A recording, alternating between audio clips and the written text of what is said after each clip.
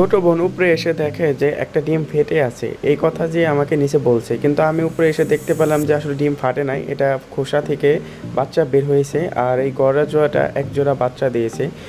তাই একটু আগে আমি দেখে গেছিলাম যে একটা বাচ্চা ফুটছে, পরবর্তীতে আরেকটা বাচ্চা ফুটছে, কিন্তু ছোটো বোন সেটা বুঝতে পারেনি। সে বলছে যে ফেটে গেছে ফাইনালি।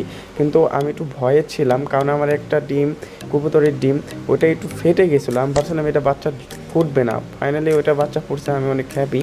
আর এই কবুতরটা কেমন অবশ্যই কমেন্টে বলবেন। আর বাচ্চাগুলো কিন্তু খুবই সুন্দর আসে, আর কিন্তু খুব ভালো ফ্লাই করে। আর এই জোড়াটা আমার কাছে স্পেশালি অনেক ভালো লাগে, আর কোনো ছিটাফোটা ফাটা নেই। এই কবুতরটা আমার কাছে অনেকটাই বেস্ট মনে হয়েছে। এই খোসাটা আপাতত আমি এখানে রাখি, পরবর্তীতে এটাকে আমি ফেলে দেব। আর এই জোড়ার বাচ্চাটা নিয়ে আমি খুব ভয় ছিলাম যে বাচ্চা দুটো ফুটবে কিনা, কারণ যে অবস্থা ছিল খুব বাড়াবাড়ি করে, মানে ওকে ধরতে গেলে আমাকে খুব মারে। ভিডিওটাকে ভালো লাগলে লাইক করে দেবেন এবং চ্যানেলটাকে সাবস্ক্রাইব করবেন।